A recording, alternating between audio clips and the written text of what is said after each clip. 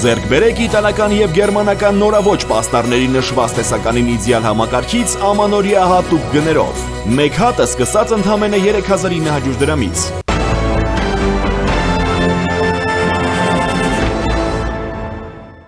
Վարչապետ Փաշինյանը շարունակում է ամեն կիրակի մասնակցել պատարակների նախօրեին էլ վարչապետ Նիկոլ Փաշինյանը Այգեշատի Սուրբ Գևորգ եկեղեցում է մասնակցել պատարակի։ Բալթյան երկրների հայոց թեմի առաջնորդ Գերաշնորհ Վազգեն arczepiskopos Միրզախանյանը երեք լրագրողների հետ զրույցում մի շարք ուշագրավ հայտարարություններ է արել մեր գործողությունները հանուն Մայրաթոր Սուրբ Էջմիածնի են եւ հանուն ամենայն հայոց կաթողիկոսության բացեք մեր եկեղեցու էջերը ձեզ դուր գալիս էր, որ մեր եկեղեցուն միջամտում էին ցարական կայսրությունը, պարսկական շահերը, արաբական խալիֆատները, չէ, ասել է նա։ Ինչ է եղել։ Մենք ենք մեր պետությունն է, մեր կառավարությունը, մենք ենք ընտրել, վաղը կընտրենք ուրիշ կառավարություն, այդ ուրիշ կառավարությունը թող գա եկեղեցու հետ միասին բոլոր խնդիրները լուծել։ Ես անձամբ կողմ եմ, որպեսզի մենք միասնաբար մեր հարցերը լուծենք։ Այդ ինչպես է, որ մեր հասարակությանը վերաբերող խնդիրներ են լինում, մենք ուզում ենք, որ միասին լուծենք։ Եվ սիրելի ժողովուրդ, եկեք փոխենք մեր մոտեցումը։ Տեսեք, ես անսահման մտերիմ եմ եղել մեր նախորդ իշխանությունների հետ։ Վաղը գա նոր իշխանություն, որտեվ ես իշխանությունը պետության եւ պետական ծառայության հետ եմ միավորում։ Եկեք փոխենք այս մոտեցումը։ Մեր իշխանությունները եթե մի օր սխալներ էլ անեն, մենք ոչ թե չգիտեմ ինչ կերպով դատապարտենք, եկեք օգնենք իրար։ Վազգեն Սրբազանն ասել է, որ ինքը տասնյակ անգամներ փորձել է երկխոսություն նախաձեռնել, սակայն ըստ նրա եկեղեցում պատրաստ չէին դրան։ Վեհափառ հայրապետին այսօր էլ պատրաստ է վարչապետը երկրի ընդունել, իրեն հետ խոսել եւ այո անձամբ է ասել ընդունել, խոսել եւ նրա հետ քննել եւ իր հանգստի կոչվելու եւ հետագա Մայրաթորին վերաբերող եկեղեցին վերաբերող բազում հարցեր, որովհետեւ լեցում խնդիրներ կան, միայն կաթողիկոսի հրաժարականով հարցը չի լուծվում, որովհետեւ այնտեղ կան շատ հարցեր եւ այդ հարցերը կարող են լուծել այսօրվա գործող ամենայն հայոց կաթողիկոսը եւ Հայաստանի Հանրապետության վարչապետը։ Արձագանք ինչպիսին է եղել ամենայն հայոց կաթողիկոսի կողմից։ Առայժմ դեռ տեղյակ չենք։ Կարծում եմ փոխանցվել է։ Ունեն երեխաներ, այդ թվում նաեւ ձեր անվան հետ են կապում, որ ունեք կին եւ երեխաներ։ Այդ մասին շատ պատասխանել եմ չեմ ուզում։ Եվ մի չի ընդունել Վեհափառ հայրապետ այդ առաջարկը, այդ հրավերը։ Ես անկեղծորեն տեղյակ չեմ։ Վեհափառ հայրապետը ժամանակին չի ընդունել, երբ որ ամիսներ առաջ, շատ ժամանակներ առաջ դիմում ենք, ասում ենք, հանդիպեք, խոսեք, այս ամբողջ ընթացքում, գուցե նա ցանկացել է, բայց միշտ կարծեք, թե ինչ-որ մի ուժ, ինչ-որ մի տեղից, կարծեք, դա խանգարել է։ Կաթողիկոսի հրաժարականը պահանջող Բալթյան երկրների թեմի առաջնորդը պատասխանելով հարցին, թե արդյոք նրան մտահոգում է բարձրաստիճան հոգևորականների կալանավորումը, ասել է, թե շատ է մտահոգում, որովհետև իրենք մեր հոգևոր եղբայրներն ու ընկերներն են, որ մենք ոչ միայն աղոթում ենք, այլ հավատում ենք, որ արդար դատավարություն կլինի եւ տղաները դուրս կգան։ Վազգեն arczepiskopos-ը ընդգծել է, որ սա չի կապում որևէ իշխանության հետ։ Իր հերթին վարչապետ Նիկոլ Փաշինյանը Հայաստանյաց առաքելական Սուրբ եկեղեցու նորոգման իր առաջարկած ճանապարհային քարտեզի համատեքստում կարևորում է եկեղեցու կողմից նոր կանոնակարգի մշակումն ու ընդունումը։ Վարչապետը թեմային անդրադարձել է Facebook-յան իր էջում հրապարակված տեսանյութով Կտրիչ Ներսիսյանի հեռացումից հետո Հայաստանյաց առաքելական Սուրբ եկեղեցու նորոգման իմ կողմից առաջարկված ճանապարհային քարտեզի երկրորդ կետը վերաբերում է Հայաստանյաց առաքելական Սուրբ եկեղեցու կանոնագրքի ընդունմանը։ Այդ օրակարգը պաշտոնապես արձանագրված է հենց Մայրաթորի կողմից 11 թվականի նոյեմբերին Հայաստանի արտարադատության նախարարությունում գրանցվել է Հայաստանյաց առաքելական Սուրբ եկեղեցու կանոնադրությունը, որի մեջ ասվում է, որ մոտ ապագայում կազմվելու է Հայաստանյան առաքելական Սուրբ եկեղեցու կանոնադրությունը, այսինքն սահմանադրությունը, որը հանդիսանալու է հիմնական արժեքը նրա նվիրապետական ամբողջ կառույցի։ Ստացվում է Կտրիչ Ներսիսյանի կաթողիկոսի կարգավիճակում հայտնվելուց 12 տարի անց կանոնադրությունը համապատասխան կանոնագիրքը չկա, ընդգծել է վարչապետը։ Փաշինյանը նկատել է 11 թվականից անցել է 14 տարի, ինչը նրա խոսքով ցույց է տալիս գործերի իրական դրությունը Հայաստանի Ծառաքելական Սուրբ եկեղեցում կաթողիկոսի առաջնորդությամբ։ Այս ապականոնական վիճակը դիտավորյալ է ստեղծվել, որպեսզի որևէ կանոնի գոյության հստակ պատկերացում եւ ընկալում չլինի եւ տեղի ունենա այն, ինչ տեղի ունենում եւ հետեւաբար շատ կարեւոր է, որ Հայաստանի Ծառաքելական Սուրբ եկեղեցին Կնտրիչ Ներսյանի հեռացումից եւ տեղապահի ընտրությունից անմիջապես հետո անցնի նոր կանոնագրքի մշակմանը եւ ընդունմանը, որտեղ հստակ թափանցիկ կանոններ կգործեն, որոնք հասկանալի, տեսանելի կլինեն ոչ միայն հոգեվորականներին, այլև հանրությանը, այսինքն կլինեն հրապարակային եւ մեզ բոլորիս պարզ կլինի, թե եկեղեցին ինչ կանոններով, ինչ արժեքներով է ապրում եւ որոնք են դրանց նկատմամբ հանրային եւ ոչ միայն հանրային, այլև ներքին վերահսկողության մեխանիզմները։ Հաջորդիվ ավելի մանրամասն որոշ նրբությունների կանդրադառնամ առաջիկայում։ Վարչապետը օրերս թեմային անդրադարձել է Հունգարիայի հայ համայնքի հետ հանդիպմանը, Համբուրգի հայ համայնքի հետ հանդիպմանը նա նշել է, որ Հայաստանը կրոնապետություն չէ, յուրաքանչյուրն ազատ է իր ընտրության մեջ։ Ես չեմ ուզում հանկարծ տպավորություն ստացվի, թե մենք կրոնապետության տրամաբանություն ենք զարգացնում։ Հայաստանը ժողովրդավարական երկիր է, ես ասում եմ, մարդը կարա հավատա Աստծուն, մենք հարգանքով պետք է վերաբերվենք դրան, մարդը կարա չհավատա Աստծուն,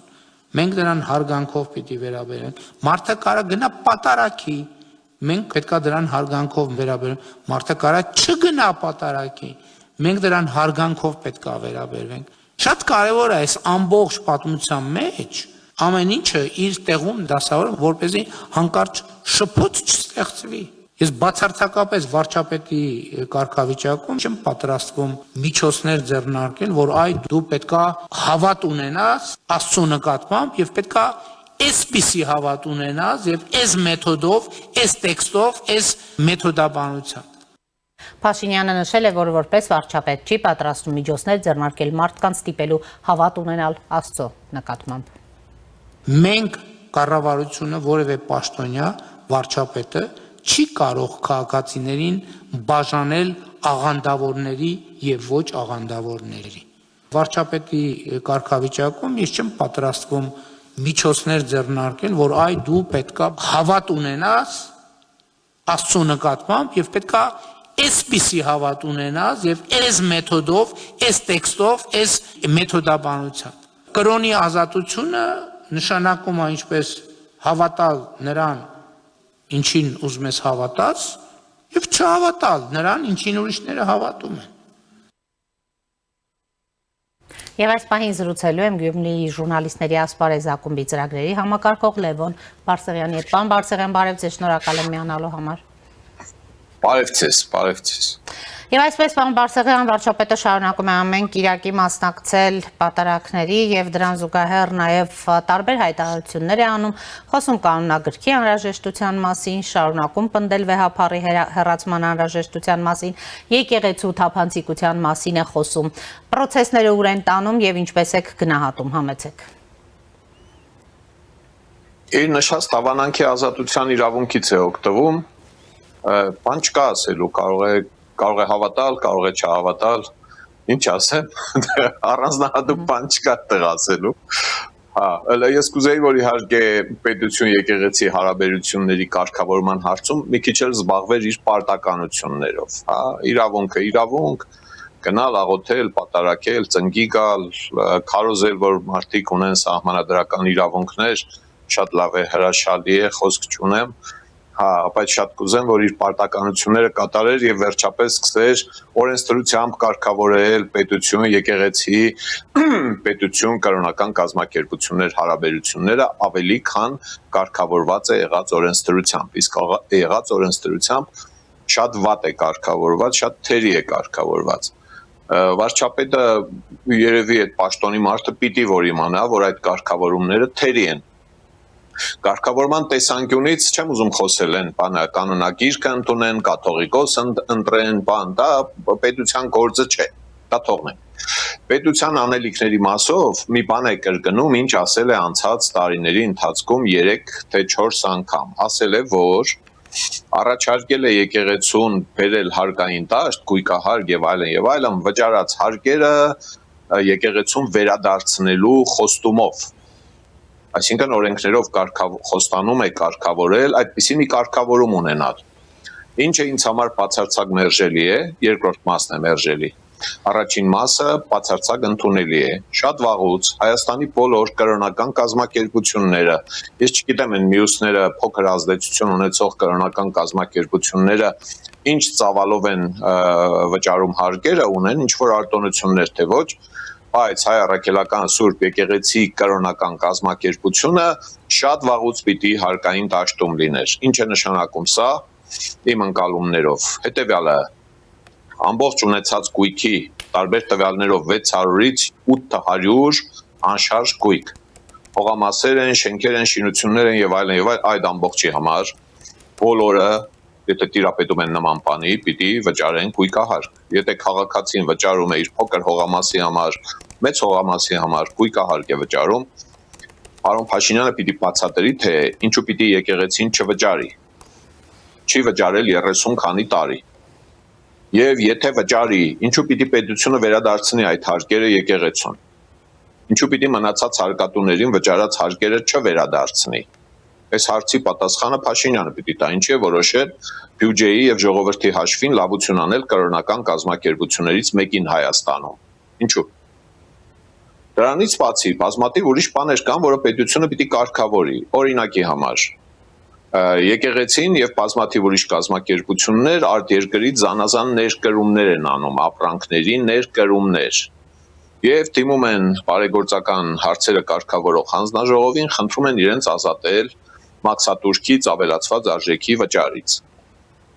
Եվ Հայ առաքելական Սուրբ Եկեղեցին մշտապես ազատվել է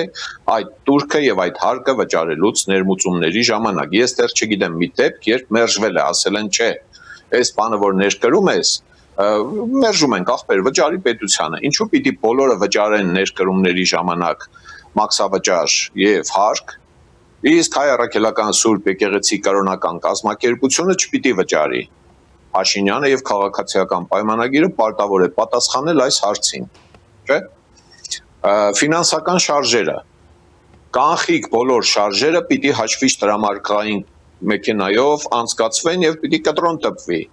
Պետությունը, պետեկամուտների կոմիտեն պիտի հստակ ունենա բոլոր այդ թվաբանությունը, թե ինչքան կանխիկ ֆինանսական շարժ է եղել այդ կրոնական կազմակերպության միջոցով։ Ինչու պիտի մյուսները այդ կանխիկ տրամական շարժը արձանագրեն հաշվիչ տրամարկղային մեքենայով, այդ պերաշկի ծախողը պիտի անպայման ՀԴՄ կտրոնը տպի տա։ Եթե չէ կգնան այնպես կտուգանեն, որ այդ մարդու խելքը գլուխը չի կա։ Ինչու պիտի այդ կրոնական կազմակերպությունը կանխիկ տրամական շարժերը մոմ ծախելուց սկսած զանազան ծառայություններով վերջացրած չարձանագրեն ՀԴՄ-ով։ Պարոն Փաշինյանը եւ քաղաքացիական պայմանագիրը այս հարցի պատասխանը պիտի տային 7 տարի առաջ չեն տվել, հիմա կոնե պիտի տան, ինչու չեն կարգավորում այս հարաբերությունները։ Այս ամբողջը օրենսդրության մեջ փոփոխությունների միջոցով կարգավորելու կարիք ունի։ Ոչ մի լավություն չպիտի արվի։ Եթե եկուց մյուս օր կպարզվի, որ որևէ կազմակերպություն կրոնական է, то ես իմ հասարակական է, միություն է, արմիություն է, ինչ է անունը, համատիրություն է, իրական բարեգործություն է կատարում, միջնորդությունը Աստծո եւ հավատացյալի միջև բարեգործություն չէ։ Դա առաքելություն է, այդ մարդիկ անում են հոգեվորականները, լավ են անում, հավատում են Աստծուն եւ հավատում են հավատացյալների դարձի գալուն։ Միջնորդում են, դա բարեգործություն չէ։ Եթե եկուց մյուս օր որևէ մեկը բարեգործական մանկապարտեզ է բացում, իրական փաստաթղթերով ամեն ինչով երևում է, որ ինքը բարեգործություն է անում։ Ու կարիքավոր ընտանիքների երեխաներին նախնական կրթություն է տալիս անվճար։ Կատարած ծառայությունից հետո շատ լավ կլինի, որ պետությունը ինչ որ չափով, թեկուզ 100%-ով այդ ծառայության դիմաց փոխհատուցի այդ ընկերությանը։ կազմակերպությանը, հասարակական կազմակերպությանը կամ կրոնական կազմակերպությանը։ Եթե բարեգործական հիվանդանոց է բացում որևէ կազմակերպություն, այդ թվում կրոնական կազմակերպությունը, ախպեր թող բացի, աշխատեցնի, պետությունն էլ վերահսկի, տեսնի, որ այդտեղ մատուցվող ծառայությունները բարեգործական են, անհատույց են կամ մասնակի են անհատույց, նվիրաբերում են, փաստորեն հիվանդներին օգնում են, ապաքինում են, ամոքիչ գործունեություն են կատարում, այո, պետությունը լավ կլինի, որ փոխհատուցի, որովհետև սոցիալական պետություն է։ Փոխհատուցի այդ կազմակերպության, կաթոլիկ եկեղեցին կլինի, առաքելական եկեղեցին կլինի, ավետարանական եկեղեցին կլինի, հասարակական կազմակերպություն կլինի, փոխհատուցի կատարած ջանքերը բարեգործության, ոչ թե ամբողջ կազմակերպության գործունեությունից առաջացած ծախսերը փոխհատուցի, այլ այդ կոնկրետ բարեգործությունը։ Ինչու չի անում այս մեխանիզմով։ Հաջորդը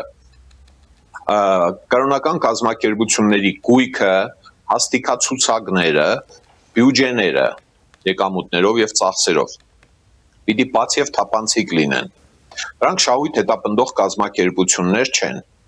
Ցանկացած մարդ պիտի հնարավորություն ունենա ծանոթանալու ցանկացած, ուրեմն կրոնական կազմակերպության բյուջեին, գույքացանկին, ինչի են տիրապետում, հաստիկացուցակներին։ Պետությունը դա պիտի կարգավորի 1-2 օրենքի մեջ փոփոխություն կատարելով։ Պետությունը պիտի վերահսկողական առաքելությունը իրականացնի նաև կրոնական կազմակերպությունների նկատմամբ։ Պետեկամուտների կոմիտեն եւ տեսչական մարմինները, առողջապահության եւ աշխատանքի տեսչական մարմին, սննդի տեսչական մարմին, եթե եկեղեցիները կրոնական կազմակերպություններն ունեն սննդի պատրաստման եւ մատակարարման օբյեկտներ, ճաշարան է, ես իմ հազար ու մի ուրիշ բաներ։ Պիտի այդտեղ ազատ ելումուտի հնարավորություն ունենան տեսչական մարմինները օրացուցային ստուգումներով եւ ահազանգերի հիման վրա։ Եթե տրամաբանորեն խոսենք, էլի, եթե ինչ որ մի օբյեկտում տեսնում եք ֆիզիկապես աշխատում է 100 հոգի, բայց հաստիկացուցակներով կամ պետեկամուտների կոմիտեի տվյալներով վճարվում է 20 հոգու եկամտահարկ եւ մնացած վճարները, որպես հաստիկային աշխատողներ, հարց է առաջանում, չէ, այն մնացածը ինչի չկան։ Նույնը վերաբերվում է բիզնես օբյեկտներին, իհարկե, շահույթ հետապնդողներին։ Պետեկամուտների կոմիտեն պիտի ազատորեն նման կասկածների դեպքում կրոնական կազմակերպություններում ստուգումներ իրականացնի, բացահայտի եւ իրավական հետևանքներ պիտի ունենան այս ամենը։ Ես ցես թվարկեցի ընդամենը 5-6 անելիք, հնարավոր 20 անելիքներից, որը այս իշխանությունը չի արել, չեն արել նախորդ իշխանությունները, այն նախորդները չեն արել, որոշել են, որ այդ կրոնական կազմակերպությունը արտոնյալ է, ինչի արտոնյալ չեմ հասկանում, էլի, ինչի պիտի գյուղացին հողի հարկը վճարի, կրոնական կազմակերպությունը չվճարի հողի հարկը։ Պարոն Բաղդասարյան, բայց հիմա են գնում բարենորոգման, այսպես ասած, եկեղեցու ճանապարհով, հնարավոր է, որ նաև դրան հասնեն։ Ես հարգելի Սիրանուշ, ես ամենասկզբում ասացի, միակ բանը, որ ես տեսել եմ, որ ուզում են բարենորոգել, պայմանական կոչենք բարենորոգել, վերաբերվում է նրան, որ ընդհանուր առմամբ ասվում է եկեք հարկային դաշտ, հարկ ու տուրք վճարեք։ Մենք էլ ցես տակը վերադարձնենք։ Այդ երկրորդ մասը ընդհանրապես խայտառակություն է, որպես ինչ պետք է հարկ ու տուրքը վերադարձվի կրոնական կազմակերպությանը, կներեք։ Որպես ինչ պետք է, ես նշեցի այն դեպքերը, երբ արդար կլինի, որ այդ բարեգործությունը ով էլ լինի անողը, Կարիտասը բարեգործություն է անում ահռելի ծավալի, ծերերի խնամքն է եւ այլն եւ այլն։ Ճիշտ կլինի, որ իրենց վճարած հարգերի չափով այդ բարեգործության մասով պետությունը վերադարձնի, նույնը վերաբերվում է, ասածս, վերաբերելի պիտի լինի բոլոր հնարավոր այդօրինակ բարեգործություններին, որը հստակ բարեգործություն է, չափելի է, հանրությունը կասկած չունի, որ բարեգործություն է իրականացում, այո, բայց այն առաջին մասը առաջարկում ենք բերել, առաջարկում ենք ո՞րն է, հարգելի պետություն, հարգելի պետական իշխան, ինչ առաջարկել։ Ասում է 7 տարի է առաջարկում է, ինչ առաջարկել, լավ։ Ինչ է պետության մեջ պետություն պիտի լինի, չհասկացանք։ Չպիտի լինի պետության մեջ պետություն։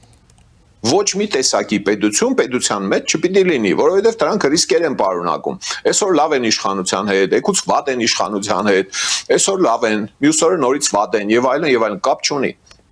Պետական իշխանությունը օրենքներով այս նշածը սպաները, այս շատ համառոտ տեքստեր ընդամենը, հա,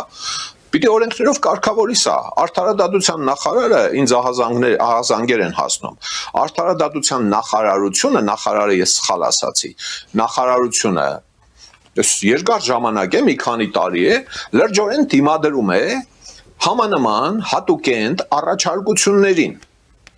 Բա չի լինի, սահմանադրական չէ, բան չէ, չհասկացանք։ Այդ գյուղացին, որ ավտոմեքենայի գույքահարգ է տալիս, ճռռալով 06-ով, 03-ով, այդ մթերքը տանում է շուկա, ետ է բերում, գույքահարգը վճարում է։ Կրոնական կազմակերպությունները կներեք, ինչու պիտի չվճարեն։ Թեմեր կան, որտեղ թեմի առաջնորդները դիմում են համայնքներին, խնդրում են իրենց զիջել գույքահարգը, որպես ինչ ներողություն։ Որպես ինչի պիտի զիջվի, ինչի պիտի մյուսներինը չզիջվի։ Հասարակ հարցեր են, չէ, այս հարցերի տագիցով պիտի դուրս գա, եթե ոչ իշխանությունը։ Այսինքն ես այդտեղ վարչապետի այդ հայտարարության մեջ տեսնում եմ ոչ թե պետություն, կրոնական կազմակերպություններ, այդ թվում առաքելական եկեղեցի հարաբերությունների իրավական կարգավորումների նոր մակարդակ, այլ ինչ որ բան, էլի Այ, տեսեք, ես չար չեմ, տեսեք, ես բարի եմ։ Եթե դուք հարգերը վճարեք, ես էլի բարի կլինեմ, այդ հարգերը ձեզ կվերադարձնեմ։ Էս ինչ է։ Էս ինչ առևտուր է։ Այդպիսի առևտրային խոսակցություններ չպիտի լինեն։ Պետական իշխանությունը բոլորին պիտի բերի հավասար դաշտ։ Էս է ասածս, էլի։ Եթե կարողացաք ճիշտ։ Պարոն Բարսեղյան, մեկը հարկային դաշտ բերելու անհրաժեշտությունն է, իսկ ընդհանրապես նոր կանոնագիրք ունենալու եւ նոր ընտրություններ կազմակերպելու, տեսեք օրինակ Վազգեն Սրբազանը խոսում էր լրագրողների հետ, ասում էր, որ փաստորեն մի քանի անգամ վարչապետը անձամբ ասել է, այսօր էլ պատրաստ է ընդունել ուրեմն վեհափառ հայրապետին ընդհանուր առմամբ ինչպես է գնահատում ստեղծված իրավիճակը, մի 10 եպիսկոպոս ըստ էության դեմ է գնացել ուրեմն մայրաթոռին, վեհափառին եւ հիմա այսպիսի հայտարարություններ, հարցազրույցներ է հրապարակվում։ Իրականում խնդիրը որքանով է մոտենում հանգուցալուծմանը, թե բնավել չի մոտենում, հաշվի առնելով նաեւ վեհափառի դիրքորոշումը, որը կարծեք թե նահանջի որևէ ազդանշան չի տալիս։ Ներողություն Վազգեն Սրբազանով է կներեք իսկապես Բալթյան երկրների հայոց թեմի առաջնորդ, գերաշնորհ Տեր Վազգեն arczepiskopos Միրզախանյան։ Հասկացա, որը ընդունել էր Փաշինյանին այնտեղ տեղը բերեցի։ Բանը կանոնակ գրքի ընդունման մասին, կաթողիկոս ընտրելու մասին Փաշինյանի այս վերջին հայտարարությունը բարբերաբար ասում է չէ այդ մասին։ Ինձ թվում է, որ որպես քրիստոնյա հավատացյալ մարդ մեկ անգամ ասեց բոլ է, էլի, հերիք է, էլի։ Դա կրոնական կազմակերպության ներքին գործն է։ Փաշինյանն էլ այնպես չէ, որ ասածները կրկնելու կարիք ունի, որ մարդիկ իմանան, ով չի իմացել։ Բոլորն իմացել են, էլի կարիք չկա 6 ամիս շարունակ նույն բանը պնդել։ Երբ որ պնդում է, հասկացվում է, որ ինքը խոսում է պետական պաշտոնյայի դիրքից։ Մեկ անգամ որ ասի, մեկ անգամ տեսնենք պատարագում, 10 անգամ տեղ, ասենք ախպեր հավատացյալ մարդ է գնացել է, մի լավ է արել, ինքը հավատում է գնացել է։ Անընդհատ պնդելու կարիք չկա, շեշտում եմ կանոնագրքերի, կանոնակարգերի, վարքականոնների ընդունումը կոնկրետ կազմակերպության ներքին գործն է։ Էլ չգիտեմ ոնց ասեմ, էլի։ Կրոնական կազմակերպության ներքին գործն է իր ներքին հարցերը կարգավորել։ Հասարակական կազմակերպության ներքին գործն է նախագահ ընտրել, խորհուրդ ընտրել, տո վարչություն ընտրել եւ այլն եւ այլն։ Անդամները կարող են դիմել այդ կազմակերպությանը, ասպարեզ ակումբի անդամը կարող է դիմել ասպարեզ ակումբին, ասել ժողովուրդ ջան, այս միտքը ունեմ, այն միտքը ունեմ, պահանջում եմ նախագահի հրաժարականը, տո չգիտեմ, նոր համագումար եմ պահանջում, օքեյ, նորմալ է, հասկանալի է։ Պարոն Փաշինյանը մյուս քպեականները, ովքեր առաքելական տավանանքի հետևորդներ են, անշուշտ կարող են դիմել եկեղեցուն, որտեղ դա կրոնական կազմակերպություն է։ Ես ուզում եմ դուրս գան, էլի այդ երկրորդ պետության միջից, էլի, այսինքն վերաբերվեն այդ ամբողջին, ինչպես եղած միակ պետության ներկայացուցիչներ։ Եթե այդ կազմակերպության անդամ են, իրենց հավատացյալ են համարում, էլի, ոչ փաստաթղթով։ Պիտի իրենց հարցերով, խնդիրներով դիմեն այդ կրոնական կազմակերպությանը, ասեն, այս խնդիրներն ենք տեսնում, առաջարկում ենք լուծել։ Եվ այդ լուծումները կարող են լինել միայն այդ կրոնական կազմակերպության իրավական կարգավորումներով, կանոնադրություն ունեն, կանոնակարգեր ունեն, պետության մոտ գրանցված է այդ կրոնական կազմակերպությունը, այսպես պիտի նայել այդ կազմակերպությանը։ կհրավիրեն ժողով, չեն հրավիրի ժողով, ինչ կանեն, նոր կաթողիկոս կընտրեն, կամ ընտրություն կլինի, նույնը կընդրվի, նույնը կվերընդրվի, ես ինչ իմանամ, դրանք բոլորը այդ կազմակերպության գործերն են, կարիք չկա, որ պետական իշխանությունը իր քաշով մեկ, ուրեմն հետապնդի, ընկնի այդ կրոնական կազմակերպության բարեփոխման հետևից, չի բարեփոխվում, ինքն է տուժում, բարեփոխվում է ինքն է շահում, չի բարեփոխվում իր շահառուներն են տուժում, խռովում են, դուրս են գալիս, հեռանում են, գնում են ուրիշ եկեղեցիներ, ես իմ կրոնական փոքրամասնություններին են հարում, բարենորոգվում է իր շահառուները, հավատացյալները շահում են դրանից, այսքանը պատշաճ բացատրվել է, հավատացեք, այս 6 ամսվա մեջ, ահագին մարդ, որոնք ընդհանրապես պատկերացում չունեին այդ ամբողջի, հստակ հասկացել են, այդ կրոնական կազմակերպության ներքին գործն է, Փաշինյանն ու մյուսներն էլ ընդեղ հավատացյալ, օքեյ, հասկացանք, բաների, վերնախավի, հոգևոր վերնախավի կիսումը, այսպես ասենք, բաժանումը, նորություն չէ, միշտ եղել է, այս վերջին 30 տարիների ընթացքում էլ է եղել, որ հայ առաքելական Սուրբ եկեղեցու հոգևոր վերնախավը եղել է մի քանի խմբի, դա խուլ է եղել, քողարկված կամ չի բաց եւ հրապարակային չի եղել դա այդ կրոնական կազմակերպության վարկն է այդպեսին հին կազմակերպություն է մի խումբը միշտ դժգոհ է եղել գործող կաթողիկոսից հակաճառությունների կամ հակառակությունների մեջ է եղել մի խումբը պաշտպանել է գործող կաթողիկոսին են երրորդ խումբը ասել է ախպեր մենք ծառայում ենք Աստծուն եւ հավատացյալներին մեզ հետ գործ չունենա այս միշտ էլ եղել է այս վերջին զարգացումները հնարավորություն տվեցին ինչ որ մի կերպ բացահայտել են առաջին խմբին ովքեր դժգոհ են կաթողիկոսից իրենց հայտարարություններում դա երևում է շեշտում եմ էլի նույնը վերաբերվում է ասածս սրան դա կրոնական կազմակերպության ներքին գործն է պիտի գնան այնտեղ իրենց հաշիվները բարձեն ամենալավ իմաստով համբերությամբ իմաստնությամբ 1725 տարվա 24 տարվա խելքով պիտի գնան իրենց կազմակերպության ներսում հրապարակայնություն ապահովելն էլ իրենց կամքն է հավատացյալներին ուզում են տեղյակ պահել, որ այսպիսի զարգացումով տեղյակ պահեն։ Չեն ուզում, տեղյակ չեն պահում, հավատացյալները մնում են չիմացության մեջ դրանից բխած բոլոր հետևանքներով։ Վարչապետը բաներ է իմացել, հրապարակել է, հա, կանոնակարգային խախտումների մասին որոշ հոգևորականների։ Մի քանի ուրիշ հոգևորականների դեպքում քրեական գործեր են աշխատում։ Գործերը հայտնի են հանրությանը,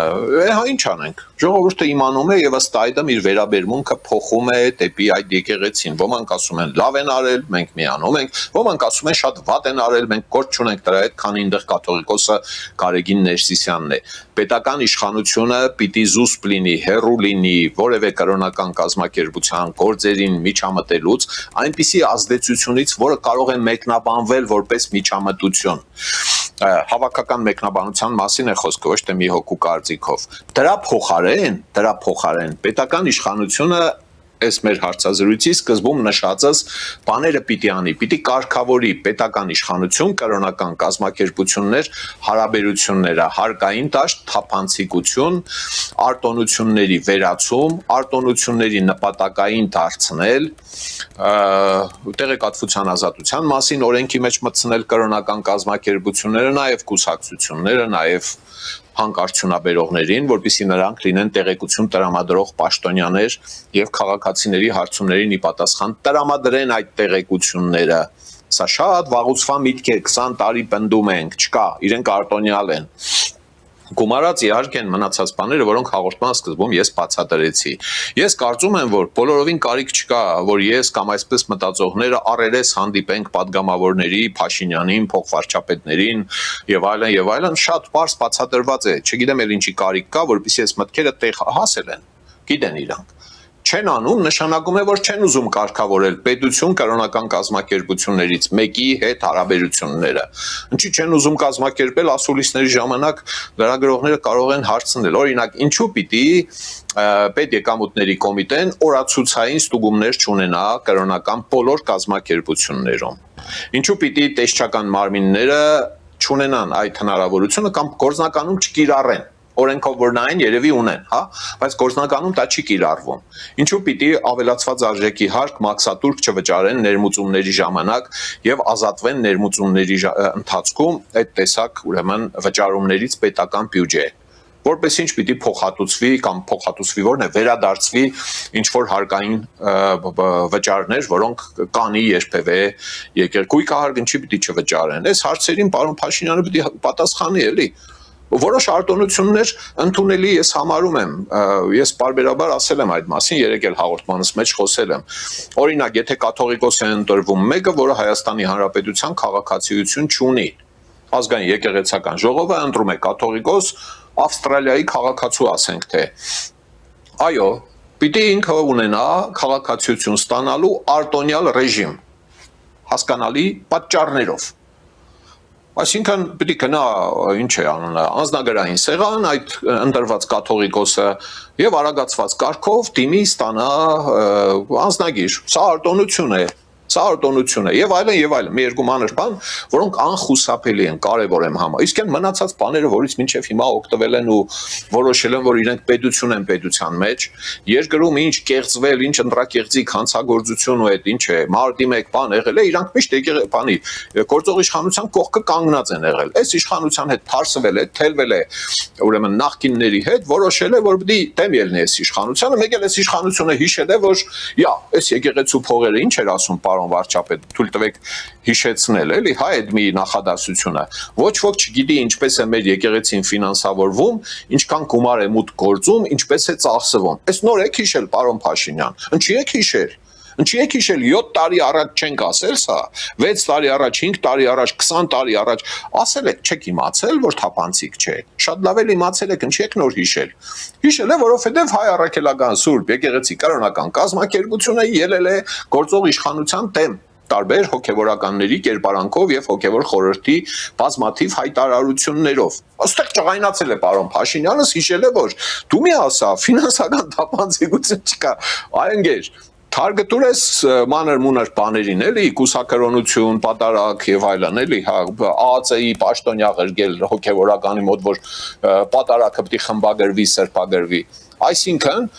պարզ ասած, կներեք, իմ մոտեցումը անհամեմատ ավելի կոշտ է, քան թե Փաշինյանի մոտեցումն է այս տեսակ հարցերին։ Ես չեմ հավակնում ոչ մի պաշտոնի, պարոն Փաշինյանը գործող պաշտոնյա է։ Ինչի՞ չեք կարգավորել մինչև հիմա, որ ֆինանսավորումը թափանցիկ լինի, ինչքան փող է մուտք գործում, ինչքան է ծախսվում, եւ խոսքը միայն փողի մասին չէ։ Լիքը բան է մտնում եւ դուրս է գալիս։ Մութ աշխարհ է, փակ մութ աշխարհ է։ Պետական իշխանություն կներեք, ինչու եք թույլ տվել այդ փակ մութ աշխարհը ֆինանսատնտեսական իմաստով, էլի, հա, որպես պետություն գործի պետության մեջ։ Չեմ ասում գնացեք, հալածեք, քանդեք, ավի, բոլորովին թափանցիկ դարձրեք բոլոր կրոնական կազմակերպությունները ֆինանսներով, գույքով, հարկերով, հաստիկացուցակներով։ Ինչ վատ բան կա ասածիս մեջ։ Ֆինանսական շարժը պիտի թափանցիկ լինի, թե չէ պիտի բանի են փոքր ձեռնարկատերերին բացատրեն, թե ինչու պիտի այդ մարդիկ դրամարկային կտրոնով կանխիկը մուտք անեն, իսկ եկեղեցին մի ահռելի շրջանառության դեպքում դա չանի։ Ով ինչ իմանա, ինչ ֆինանսական շրջանառությունների մասին է խոսքը։ Ես չգիտեմ, բայց պետ եկամուտների կոմիտեն հոբտի իմանա, ինքն էլ չգիտե։ Ու պարոն Փաշինյանը կառավարման 8-րդ տարվա վերջում կռահել է, որ այս տեսակ ինչ-որ տարօրինակ բան կա, չգիտենք մեր եկեղեցին ինչպես է ֆինանսավորվում։ Այս լուրջ հնարավոր չէ մի կես ժամ նստել մտածել, թե ինչ պետք է արվի։ Ով չգիտե, չի հասկանում, կարող է հարցնել, կարող ենք բացատրել, կարող են այս հարցազրույցի սկիզբը բացել նայել եւ կարգավորել վերջապես օրենքներով հարաբերությունները, ուրեմն եկեղեցու հետ։ Եթե կարգավորող մարմինները արդարադատության նախարարությունը պետք է լինի օրենսդրությունը վերամշակողը, դիմադրում է, ուրեմն այդ նախարարության այդ պաշտոնյաները պետք է տուն գնան, խապում ասում են, հակասահմանադրական է, իրավունք չունենք, ոնց թե չունեք, այընկեր։ Սա պետություն է, թե ինչ-որ զուգահեռ ապրող պետություն է։ Վատիկանը չէ, Էջմիածինը, կարող է ուզում են Վատիկան դառնալ։ Վատիկանը պետություն է, քաղաք պետություն է, ուրիշ պետության մեջ, հասկացանք։ Ընդեղած առաջնորդը նաև պետության ղեկավարն է։ Ստեղ երևի այդ հովերով են տարված եղել էջմիածնականները, առաքելականները, չգիտեմ, կարող է տարված չեն եղել ներողություն իհարկե սխալ կանխավարկածի համար, բայց այդ տպավորությունն է ստեղծվում։ պետության մեջ։ Օրինակ մայր աթոռի տարածքը գույքահար վճարում է, թե չէ։ Ինչի՞ չի վճարում։ Թվում է թե մանր հարց է, չէ, իմ համար մանր հարց չէ։ Եթե չի վճարելու, լիքը մարդ սկսելու է մտածել ինչպես անի գույքահար քողիհար չվճարի։ Իրավունք չունի մտածելու։ Ինչի՞ պիտի հզոր կրոնական կազմակերպությունը չվճարի աղքատ քաղաքացին, որը ունի չկավոր, որն ունի գույք, հա, վճարի։ Մի խոսքով։ Պարոն Բարսեղյան, եւ անդրադառնանք այսօրվա կարևոր հանդիպմանը, գիտեք, արտաքին գործերի նախարարը մեկնել է Բրյուսել, մասնակցելու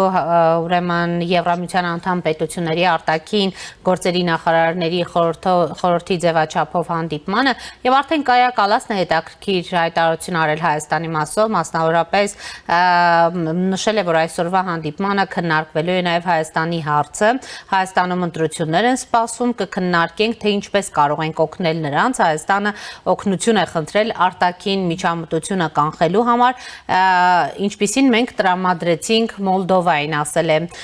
Կալասը, սա ինչպես է գնահատում եւ այդ օգնությունը որքանով կնպաստի իսկապես դիմագրավելու արտաքին միջամտությանը 26 թվականի հունիսին խորհրդարանական ընտրություններին, համեցեք։ Կարծում եմ լսեցի հարցը, նորություն չէ եւ այդ մտահոգությունները վաղուց են հնչել, շատերս են խոսել այդ մասին եւ քաղաքասարակությունից եւ անհատ մասնագետներ, փորձագետներ եւ իհարկե պետական իշխանության մարմիններից մի քանիսը այդ մասին մի թեթև արտահայտվել են։ Խոսքը բազմա ոլորտ հարցակումների մասին է, չագերտավոր հարցակում բառը մարդիկ ռազմական գործողության հետ են նույնացնում, հանկարծ դա չմտածեն, չնայած դա էլ բացառված չէ, թողնենք կողքի։ Հա, խոսքը ընտրությունների միջոցով Հայաստանում իշխանության այնպիսի ուժերի բերելն է, որոնք կլինեն Կրեմլա նպաստավոր, Կրեմլա բարենպաստ, Կրեմլա հաջող, Կրեմլա հարմար, Պուտինա հարմար, այսպես ասենք, էլի, հա։ Նույն բանը Կրեմլը փորձել է անել մի շարք երկրներում, այդ թվում վերջերս Մոլդովայում։ Մոլդովայի օրինակը թույլ տվեք ասել, ես ահագին խորությամբ ուսումնասիրել եմ, սահմանադրական հանրաքվեից սկսած, ուրեմն նախագահական ընտրություններով, ինչ է անունը, խորհրդարանական ընտրություններով վերջացրած, եւ շեշտում եմ բոլոր այն հնարավոր միջոցները բացի զինված միջամտությունից, փորձել են կիրառել Մոլդովայում այնպիսի ուժերի իշխանության բերելու համար, որոնք կլինեն Կրեմլա հպատակ, Կրեմլա ենթակա եւ իշխանության քաղաքականությունը կամ պետության քաղաքականությունը կսկսեն փոխել վեկտորի, այսպես ասած, չարաբաստիկ վեկտորի ուղղությունը Բրյուսելից կամ Եվրամիությունից կսկսեն փոխել դեպի Մոսկվա։ Այնտեղ լավ չէ, այնտեղ գեյեր կան, այնտեղ պետոֆիլիան թույլ է տրվում, սուտ է, էլի էս ամբողջը։ Գեյեր լինելը սուտ չէ, իհարկե, բայց պետոֆիլիան որ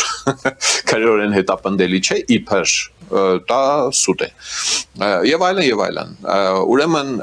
վարձկաններ, քարոզիչներ, փողերի հոսք, կրիպտո տարադրամ կամ կրիպտո վալյուտայի միջոցով վճարումներ, քեշով, կանխիկով վճարումներ, քաղաքական ուժերի սնուցում, Կրեմլա հպատակ, Կրեմլա նպաստավոր քաղաքական ուժերի սնուցում, աջակցություն, դրանք տարբեր ձևերով խորհրդատվությունից սկսած, կազմակերպչական խորհրդատվություն, ֆինանսներ եւ այլն։ Ստեղծվել են անուններով Եվրոպամետ, պրո-եվրոպական անվանումներով կազմակերպություններ եւ նույնիսկ կուսակցություններ, որոնք իրենց քարոզարշավը տարել են դեպի Կրեմլա եւ Հայաստանի դեպքում բոլորովին զարմանալի չէ եւ եթե չանեին դա կլիներ շատ զարմանալի, շատ անսպասելի կլիներ, որ Հայաստանի դեպքում Կրեմլա հանկարծ որոշեր չեզոք դիրք բռնել, սուս մնալ, որևէ կերպ չաջակցեր այստեղի Կրեմլա հպատակ, Կրեմլա նպաստավոր ուժերին, անելու է եւ անում է, դա մենք ամեն օր տեսնում ենք առայժմ հրապարակային քարոզչության տեսքով, գուցե մոտենալու դեպքում, ընտրությունների մոտենալու դեպքում այլ դրսևորումներ էլ կունենան, կանխիկ փողի հոսքով, օրինակ բան կա, շատ լեգալ մեխանիզմ կա, Կրեմլա նպաստավոր կազմակերպությունները այդ փողերով ստեղծում են հնարավորինս շատ կուսակցական գրասենյակներ, Շատ բերում ներդրում կանեն, կցուցադրեն, որ իրենք նվիրատվություններ են կատարում, հա, ամեն Գյումրու պես քաղաքում կարող է 30 հատ նման գրասենյակ սարքեն կամ 50 հատ Երևանում կարող է 1000 հատ գրասենյակ սարքեն։ Գրասենյակը ինչ է իրենից ներկայացնում, տարածքի վարձակալություն է կամ տարածքի գնում է, տարածքը տրամադրողը եկամուտ ունենում է դրանից, վայ, ես ինչ լավ կուսակցություն է, ապրեք դուք ինձնից վարձեցիք իմ բնակարանը, տունը, չգիտեմ ինչը, լավ է, շակալատ է, տրամադրությունը փոխվեց, աշխատողներ են այնտեղ պետք, 2, 3, 4, 7 հոգի, փող են ստանալու այդ մարդիկ, եկամտահարկներ կվճարեն, չմտածի թող պարոն Փաշինյանը, հա, բանը թող չվճարի, առաքելական եկեղեցին թող իրանք վճարեն, հա, կվճարեն, կաշխատեն, այդ մարդկանց ընտանիքներում կսկսվի ոչ պաշտոնական եւ շատ բնական նպաստավոր զրույց այդ բարենպաստ կուսակցության մասին։ Լրատվամիջոցներ մոգոնել եւ զարգացնել, մինչեւ հիմա շարունակում են մոգոնել։ Եղածները են ետ գցած փողերով, Հայաստանը քերած փողերով սարկած լրատվամիջոցները ահռելի փողեր են ծախսում, աշխատակազմ են պահում, ոչ մի բան էլ որ չանեն, չէ, քարոզել որ ռոպագանդա էլ չանեն, Կրեմլի հաղորդազները չվերցնեն կրկնեն, ասենք շտաբ օգնության մեքենայի ղժոցը չտնեն իրենց ալիքներով, դա էլ չանեն, հա, այնտեղ աշխատակազմի տրամադրությունը, որ իրենք տուն են պահում, էլի, ասենք, շնորհիվ այդ կուսակցության, այդ քաղաքական գործչի, սրանք քվե են դառնում, հասկանում եք, հետո գնացինք առաջ, ապօրինի գույքի մեջ աշխատող երևի 80 կամ 100,000 մարդ Այն գույքը, որ հետապնդում է պետական իշխանությունը, դրանցում աշխատում են մարդիկ, տասնյակ հազարավոր մարդիկ, ու դրանք աշխատում են 5, 10, 20, 30, չգիտեմ, տարի։ Այդ մարդկանց տրամադրությունները ուղղված են, բարենպաստ են այդ գույքի սեփականատերերի հանդեպ։ Այսինքն գույքի սեփականատերը, եթե տեսնեն, որ այսինչ ընտրական ցուցակում կան, էլ կարիք չունեն իրենք, նույնիսկ հանձնարարության կարիք չունեն, թե ժողովուրդ ջան, գիտեք ոնց է քվեարկելու, այսինչ հյուրանոցի աշխատողներ, իրենք 20 տարի տուն են պահել այդ ապօրինի գույքի տիրոջ վճարած ռոճիկով, իր տված աշխատանքով։ Սա կարող է վերածվել ահռելի քվեների։ Ինչ-որ մեկը կարող է միամիտ ասել, հա դե ընտրություն է, թող ժողովուրդը գնա ընտրի, այդպես էլ Փաշինյանն է ասում, էլի, բայց այդպես չէ։ Այս մարդիկ շատ կոնկրետ կեղծ փողերով, դրսից եկած փողերով, ներսից թալանած փողերով բիզնեսների եւ քվեների տեր են դառել ու դառնում են։ Հասկանում եք, ստեղ պետական իշխանությունը իսկապես պիտի լուրջ միջամտություն կատարեր, որը չի կատարել, հիմա էլ չի կատարելու, Մոլդովայի պես չի վարվելու, որոշ քաղաքական գործիչների կուսակցությունների չի արգելափակելու տեխնացու լինել, այն հավատով, որ ժողովուրդը իմաստուն է, հաստատ նրան չի ընտրի։ Հա կարող է քաղաքացիական պայմանագիրը քվեների հարաբերական կամ բացարձակ մեծամասնությամբ ընտրվի։ Դա նշանակում է, որ արդար ընտրություն եղավ, իհարկե ոչ։ Որովհետև ընդդիմության քվեների մի մասը կամ գուցե մեծ մասը կլինեն անարդար կերպով ստացած քվեներ եւ անարդար կերպով մանդատներ կդառնան դրանք, падգամավորներ դրանից բխած հետևանքներով։ Կարող է լինել կրկնություն այն խորհրդարանի, ինչ ունենք մենք հիմա։ Եվ հիմա այս իմաստով պարոն Արարատ Միրզոյանի կամ որևէ մեկի դիմումը Եվրոպական միության պաշտոնյաներին կայակալացնե կամ կոսնե եւ այլն հասկանալի է որ Հայաստանի իշխանությունները այսպիսի հարցակում ասենք կամ ազդեցություն ասենք սրա դեմ պայքարելու համար օժանդակություն է խնդրում Եվրամիությունից Ստեղ հարցը միանշանակ չէ իհարկե հետաքրքիր է թե օժանդակությունը ինչպիսին է լինելու ֆինանսականի մասին 10 օր առաջ ամսի 2-ներ, 3-ներ, հա, Բրյուսելում թղթեր ստորագրելու ժամանակ հայտարարություն եղավ 15 միլիոն դիմակայունության զարգացման համար, 5 միլիոն ռոպագանդայի դեմ պայքարի համար, ձևակերպումները գուցե ճշգրիտ չեմ հիշում, բայց մոտավորապես այդպիսին էին։ Թե այդ փողերը ինչպես է գալու, ինչպես է ծախսելու պետությունը, ինչ է անելու, առայժմ անորոշ է։ Մեկ էլ տեսար վերցրեցին իրենց տեղեկատվական պողակի տակը դրեցին այդ փողերը, կամ Եվրամիությունը որոշեց, որ պետությանը պիտի տա եւ անկախ կազմակերպությունները պիտի գործ չունենան դրա հետ։ Ես չգիտեմ, պատկերացում չունեմ, բայց եթե այն խնդիրները կարգավորած լիներ պետությունը, որոնց մասին ես խոսեցի քիչ առաջ, երևի թե կարիք էլ չէր ունենա այդ 5-10 միլիոն, 15 միլիոնի կամ 25 միլիոնի ֆինանսական աջակցության խորհրդատվություն, չգիտեմ ինչպիսի խորհրդատվություն են ստանալու։ Ակնհայտ է ընդամենը այս լուրից, որը քիչ առաջ ստացանք, որը քիչ առաջ դուք ասացիք, նաև որ Եվրոպական միությունը հստակ, ահագին հստակ, մենակ պետական իշխանություններից չէ, հասարակական գործիչներից մեզնից էլ ունի տեղեկություն, թե ինչպիսի ռիսկեր կան։ Այն ինչ որ խոսեցի, մի քիչ էլ ավել ասենք թե։ Այդ մասին հստակ, պարզ, բաց, հրապարակային գոնե ես միշտ խոսել եմ։ Ընկերներ ունեմ, որոնք նույնպես պետական ինչ է, Եվրամիության պաշտոնյաներին այս ամբողջը բացատրել են շատ հանգամանալից։ Հասկացել են, գիտեն իրենք խնդիրը եւ ասում են, որ պատրաստ են օգտակար լինել, որպեսզի ձեր ընտրությունները հնարավորինս արդար լինեն։ Բացարձակ արդար լինել չեն կարող, ահագին արդարել չեն կարող լինել, որտեղ Փաշինյանը 7 տարի ոչինչ չի արել այս ուղղությամբ։ Ընդամենը քվեարկության օրն է տեղի ունենում, ազատ քվեարկություն։ Չեն գալիս ծեծում, լցոնում քվեատուփը, արձանագրությունը չեն վերցնում, ճղում, գցում կողքին նորն են քրում։ Դա հա, քվեարկության օրվանն է վերաբերվում, այդ մի փոփոխությունն է եղել։ Ընդհանուր առմամբ ընտրությունների արդարության համար ահագին բան կարանելու, ինչ այս իշխանությունները չեն արել, չնայած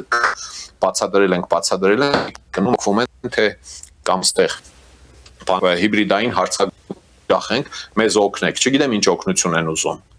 Դժվարանում եմ կռահել, թե այս իշխանության ուզածը ընտրությունների մասով Եվրամիությունից ինչ է, էլի, հա։ Ահա այսպես։ Շնորհակալ եմ, պարոն Բարսեղյան։ Շնորհակալություն։ Հիշեցնեմ, զրուցում էի Գյումրիի ժուրնալիստների ասպարեզ ակումբի ծրագրերի համակարգող Լևոն Բարսեղյանի հետ։ Այս ժամի համար այսքանն էինք նախատեսել, հետևեք մեր թողարկումներին, կհանդիպենք։